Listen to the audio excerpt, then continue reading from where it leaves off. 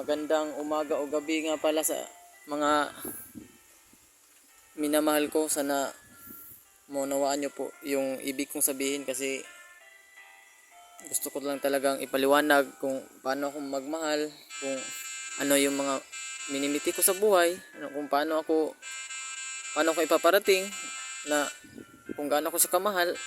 Ay hindi katulad ng iba na mga lalaki dyan, mga yung mga common na nangyayari. Pinaka-unique to at advance pa sa lahat ng advance, kasi dati pa hinahabilin ko nga siya sa Panginoon eh. Kala ko nga noon di na ako aabot ngayon eh, kasi gulong-gulo talaga ako noon. Parati akong umiiyak kasi di ko naiintindihan. Palagi ko siyang namimiss. Yun lang yung di ko maintindihan sa buhay. Ni minsan di ko talaga hiniling na maging akin siya, kasi love na love ko siya, super love na love. Pero ni minsan ang hiniling ko lang sa Panginoon, wala talagang ganung mga kahilingan na ginawa ko at pinangako ko. Ang hinihiling ko lang na sana palagi siyang ingatan ng Panginoon at matupad niya lahat ng pangarap niya at ang kabuuan ng kanyang pamilya, na sana maging malusog, na hindi magiging dahilan yung mga para hindi siya maging malungkot, magkaroon siya ng mga katatagan sa buhay. Kaya ko sinasabi to, kaya naman sana pakiunawa nyo ng mabuti, kasi gulong-gulo na rin ako eh. Kasi para sa isang trauma na di siya nakokontrol, nahihirapan man ako dahil totoo akong nagmamahal, at doon talaga dadaan yung totoong magmamahal. Kaya nga ang iba umaalis sa daanan ng totoong pagmamahal, kasi napakasakit kung doon ka dadaan. Kaya hindi to dahil sa kanya na nasasaktan ako, dahil to sa totoong pagmamahal ko. Kaya sana wag mong isipin na nasasaktan ako dahil sa iyo. Hindi ganoon. Kaya wag mong isipin, ganito talaga to.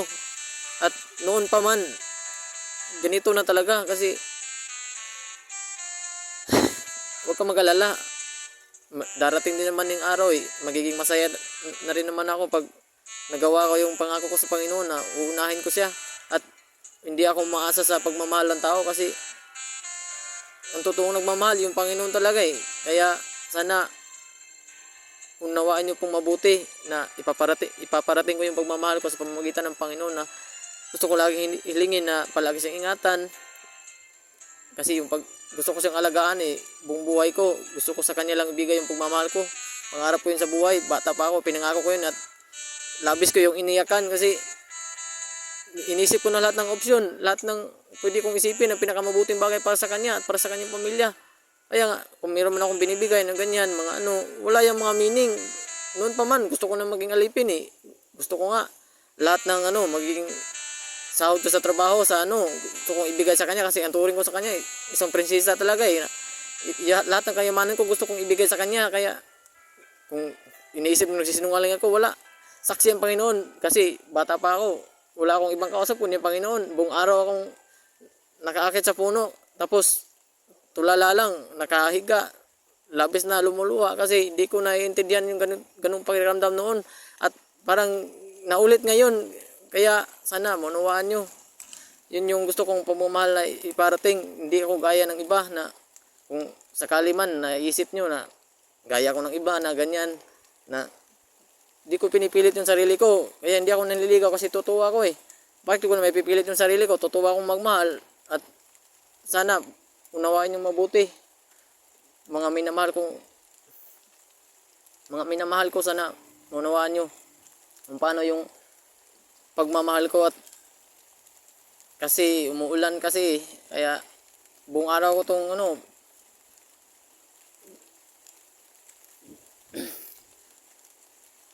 buong araw ko itong pinaglaanan ng oras, kasi gusto ko masabi lahat eh.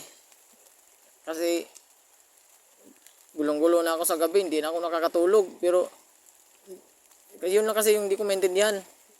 Bakit ba? Kasi yun lang. At sa susunod muli, kung magagawa ko pang ano, mga masabi, yung mga ibang kabanata na gusto kong sabihin kasi full storage na rin yung CP ko eh. Nahirapan akong mag-delete, ba't ginagaganito kasi yung ano,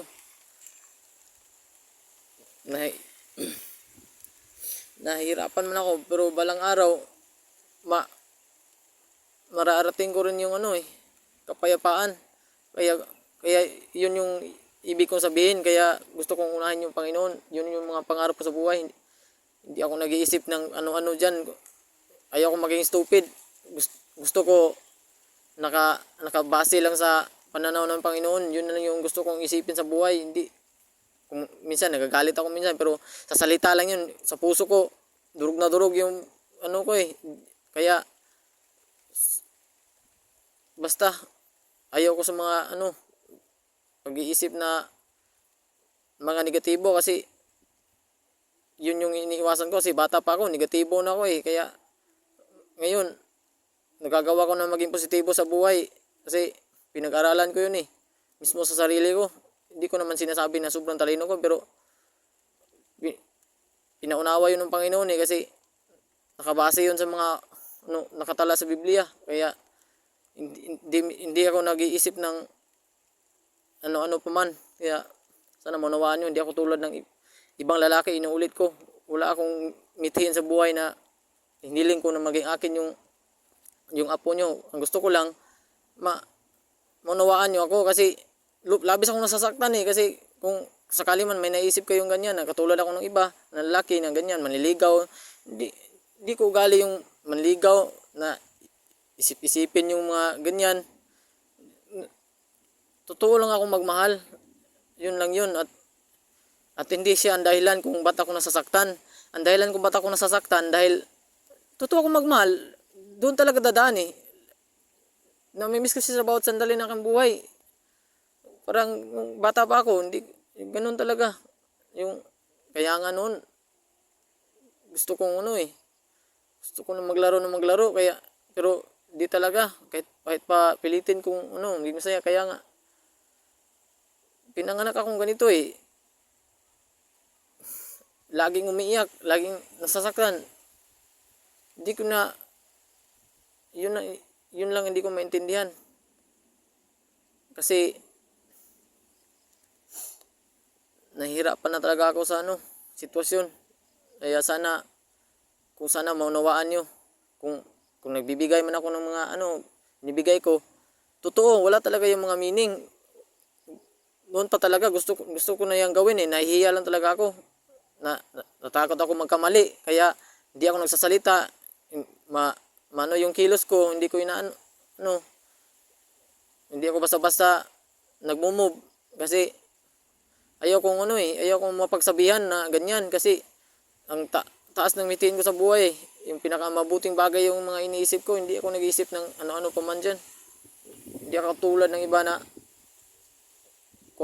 umaasa sa pagmamahal ng tao. Inaasa ko yung pagmamahal ko sa Panginoon, kasi siya yung makakagawa ng lahat ng pinakamabuting bagay para sa atin. Kaya sana pakiunawa nyo ng mabuti po, mga minamahal ko. Sana. At yun lang muna, kasi full storage yung CP ko eh. Hanggang sa muli. Maraming salamat po. Sana manawaan nyo.